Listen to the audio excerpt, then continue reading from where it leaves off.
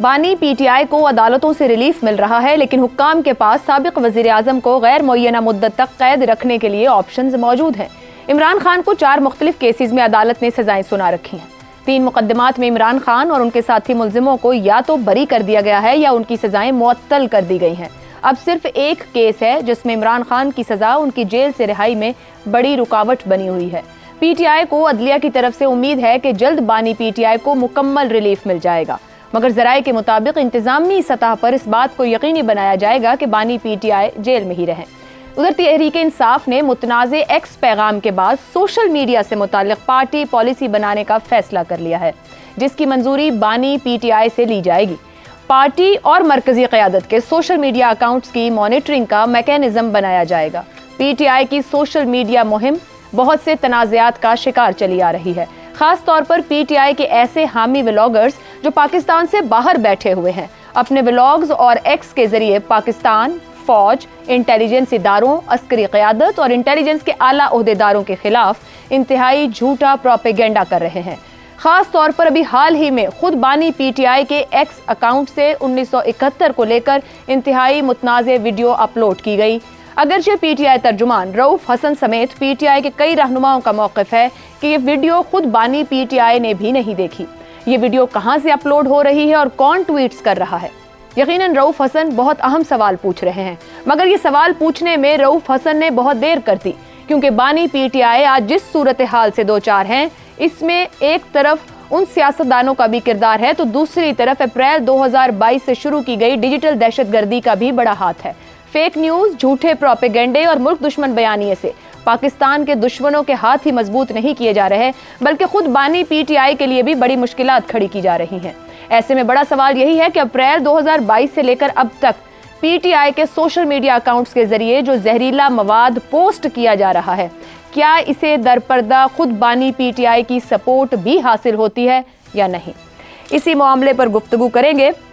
P T I خود اپنے ساتھ کیا کرنا چاہ رہی ہے اور کیا وقت ہے کہ اب بھی سنبھل جائیں یا وقت گزر گیا؟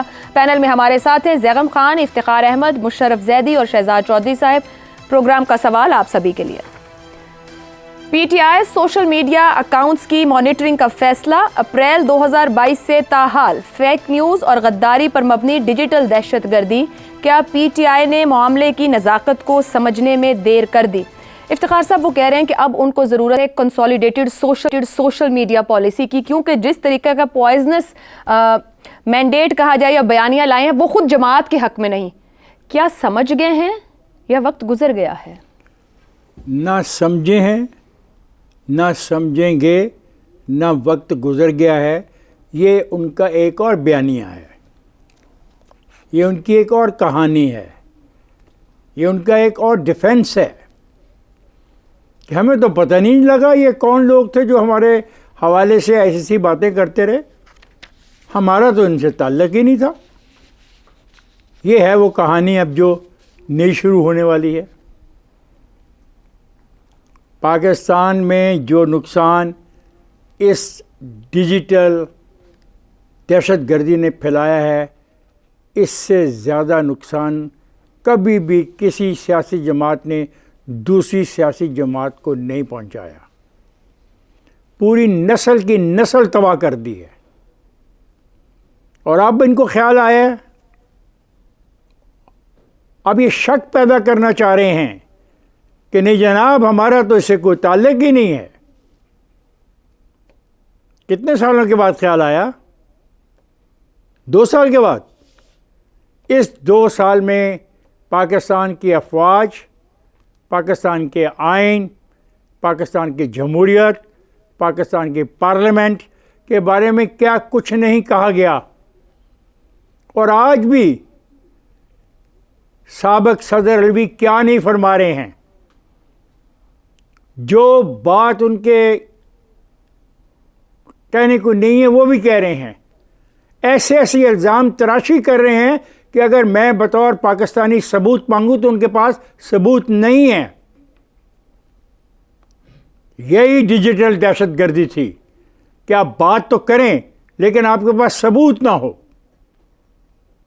آپ نے کہانیاں پھیلائیں، قید تنہائی میں رکھا گیا ہے، بات نہیں کرنے دی جا رہی، ملنے نہیں دیا جا رہا, روشنی نہیں پہنچ رہی, میٹنگز ہوتی رہیں, پارٹی کے ٹکٹوں کے فیصلے ہوتے رہے, عدالتوں نے آپ کو اجازت دی. آپ اس کو جھوٹا ثابت کرنا چاہتے ہیں؟ آپ یہ کہنا چاہتے ہیں کہ یہ کوئی اور سوشل میڈیا تھا جو یہ باتیں پھیلا رہا تھا؟ یہ مال نہیں بکے گا. آپ ایکسپوز ہو گئے ہیں جو دوست یہ کام کر رہے تھے.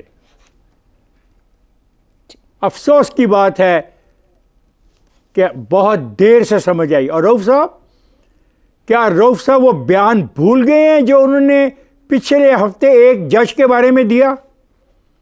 کل مجھے ڈر ہے رؤف صاحب یہ نہ کہہ دیں کہ وہ بیان انہوں نے سرے سے دیا ہی نہیں تھا, یہ بھی کسی خفیہ سوشل میڈیا نے ان کے بہاف پہ چلا دیا تھا. اور یہ کہنا کہ جناب ہم مالیوں سے بات نہیں کریں گے, ہم مالکوں سے بات کریں گے, تو دہشت گردی کس چیز کا نام ہے؟ دہشت گردی ریئل پاورز کو, دہشت گردی لفظوں کے چناؤ کا نام ہوتا ہے. اور آپ کون سے لفظ استعمال کر رہے ہیں جو کہ بالکل غیر جمہوری ہیں؟ بدلیں گے وہ خود کو؟ نہیں, کبھی نہیں بدلیں گے. بدل لیا انہوں نے, آج ہمیں استعمال کر لیا, آج پھر ہم ان کے ہاتھوں استعمال ہو گئے. انہوں نے ہمارے بدلنا چاہ رہا ہے, میں بتا رہا ہوں, حوصلہ بھی کریں. آج انہوں نے پھر ہمیں استعمال کر لیا کہ وہ بدلنے کی نعرہ دے رہے ہیں, اور ہم اس نعرے کو ماننے کے قریب ہیں کہ بھئی بہت اچھے ہونے والے ہیں, یہ جو کچھ ماضی میں ہوا اب وہ بدلنے لگے ہیں. تو یہی تو وہ چاہتے ہیں, یہی تو وہ چاہ رہے ہیں کہ جو کچھ ہوا اس کے سے مکر جائیں, کہہ دیں ہم نے کہا ہی نہیں, یہ ہماری ذمہ داری ہی نہیں تھی. لیکن یہ ڈیجیٹل دہشت گردی تھی, ہے, اور یہ جاری ہے. تازہ ترین بیان جو ہے وہ الوی صاحب کا ہے. میں الوی صاحب کو چیلنج کرتا ہوں کہ جو الزامات انہوں نے لگائے ہیں ایک کو بھی ثابت کر دیں, آگے نام لیں, کون پیغام لے کے آیا, کس نے پیغام دیا, پیغام کی نوعیت کیا تھی, پیغام کب پہنچا اور کیسے پہنچا. لیکن آپ نے ایک اچھا سوال اٹھایا, ذمہ داری نہیں کہنے سے کیا ذمہ داری ختم ہو جائے گی؟ یہ اپنی جگہ بات کھڑی رہے گی. مشرف صاحب, social media, rational social media mechanism جو پی ٹی آئی کی باہر قیادت ہے وہ یہ سمجھ رہی ہے بنانا ضروری ہے, معاملات ہاتھ سے نکل رہے ہیں. اگر معاملہ اتنا ہی سادہ ہے کہ صرف آپ کو ڈس اون کرنا ہے, تو جیل میں بیٹھ کر بڑی بڑی باتیں کرنے والے عمران خان صاحب اور دنیا جہان کو انٹرویو دینے والے عمران خان صاحب, 2 جملوں میں یہ متنازع گفتگو اور ولاگز یا ٹویٹس کرنے والوں کو ریجیکٹ, رد اور لا تعلق نہیں کر سکتے. پاکستان جو ہے وہ کسی اور تکنیکی معاملے میں تو دنیا کے بڑے ممالک میں سب سے پیچھے ہے, لیکن ایک دوسرے پر الزام تراشی اور سیاسی بیانیے میں سے ایک نئی جو ہے وہ ٹنل کھود کے اور زیادہ پاکستان کے مستقبل کو دفن کرنے کی جو روایت ہے, اس میں ماشاءاللہ پاکستان کا کوئی مقابلہ نہیں کر سکتا. تو اس پہ میں اب ہماری اشرافیہ کو خراج تحسین بھی پیش کروں گا, اور جتنے بھی تمغے دیے جا سکتے ہیں وہ ملنے چاہیے اس اشرافیہ کو. مجھے جو حیرت ہو رہی ہے اس پوری ڈسکشن میں وہ یہ کہ دیکھیے پی ٹی آئی تو وہی ہے جو پی ٹی آئی تھی. جب 14 اگست 2014 کو پی ٹی آئی اسلام آباد آ کے اس نے محاصرہ کیا اور یرغمال بنا دیا ریاست کو بھی اور ملک کو بھی اور پارلیمان کو بھی اور پورے میڈیا کو اور پورے نیشنل ڈسکورس کو, تو اس وقت جو ان کو اکسا رہے تھے, جو ان کو پال پوس رہے تھے, جو ان کو بیانیے پیش کر رہے تھے, جو ان کو کہہ رہے تھے کہ وزیر اعظم کے بارے میں یہ کہنا ہے, وزیر اعظم کی انٹرسٹ کے بارے میں یہ کہنا ہے, ان کی کابینہ کے بارے میں یہ کہنا ہے, پارلیمان میں جو لوگ بیٹھے ہوئے ان کے بارے میں یہ کہنا ہے, 18ویں ترمیم جو لوگوں نے تخلیق دی, جنہوں نے اس پہ کام کیا ان کے بارے میں یہ کہنا ہے.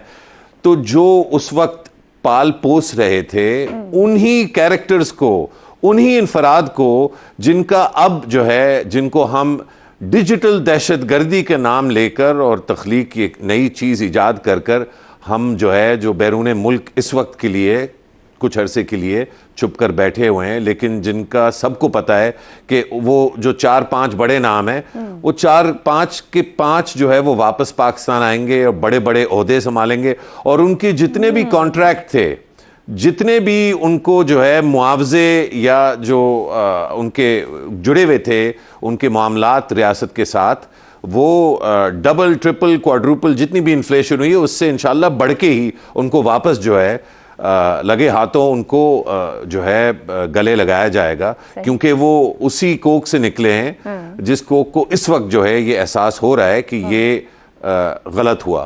تو میرا خیال ہے کہ جو زیادہ بڑی ڈیبیٹ ہے وہ یہ نہیں ہے کہ یہ جو بھٹکے ہوئے پاکستانی بہن بھائی جنہوں نے سیاست میں کوئی آگے پیچھے قدغن اپنے اوپر نہ رکھی، نہ کوئی لمٹ جو ہے رکھی اور ہر لمٹ کو کراس کرتے گئے، وہ تو بہت ہی واضح ہے اور اس میں تو کوئی ڈیبیٹ ہی نہیں ہے۔ اصل جو ڈیبیٹ ہے وہ یہ کہ یہ ایسے کیسے بن گئے، یہ ایسا کیسے ہوا، وہ کون لوگ تھے کلامی کی معذرت، یہ تو بن چکے ہیں۔ اب جو آپ نے اپنی گفتگو کا آغاز کیا یہ وہی ہیں جو یہ تھی، مطلب پاکستان تحریک انصاف جو 10 سال پہلے تھی وہی آج ہے۔ تو آپ کی گفتگو مجھے یہ کہتی ہے کہ Imran Khan social media policy نہیں بنائیں گے، میں صحیح سمجھی؟ نہیں، وہ بنا لیں اور کوشش کر لیں، لیکن آپ جو سمجھنا چاہ رہی ہیں اور جو میں کہنا چاہ رہا ہوں اس میں ابھی بھی تھوڑا تضاد ہے، تو میں مختصر الفاظ میں بیان کرنے کی کوشش کر دیتا ہوں۔ میرا نہیں خیال کہ اس وقت جو سب سے بڑا مسئلہ ہے وہ یہ ہے کہ آخری لمحہ جو واردات کا ہے اس وقت لمحہ واردات پہ کون موجود ہے۔ اصل جو سوال ہے وہ یہ کہ اس واردات کے فائنینسیئرز، پلانرز اور کنسیورز کون تھے، یہ پیچھے کون سی قوتیں تھیں ان کے، اور یہ میں اس کی بات نہیں کر رہا کہ وہ آج کن ممالک میں بیٹھے ہیں، اس میں کوئی دو رائے نہیں ہو سکتی کہ پاکستان کے سارے دشمن جب بھی ان کو موقع ملتا ہے، جس ذریعے سے موقع ملتا ہے، وہ ہمارے اندر زہر گھولتے ہیں۔ یہ بھی مجھے کوئی ریمائنڈ نہ کرائے، مجھے صرف کوئی یہ بتا دے کہ جو اس ملک میں بیٹھے ہوئے جو اتنی زیادہ جو ہے منصوبہ بندی کے تحت سویلین حکام کو برباد کرنے میں جو اتنی محنت کی گئی، اور پی ٹی آئی کے یہ پورا جو سوشل میڈیا کا ہوا ہے اس کو کھڑا کرنے میں جو لوگ اور جو ادارے جو سہولت کار انوالو تھے ان کے بارے میں مناسب اقدامات کب لیے جائیں گے پاکستان؟ اچھا سوال ہے۔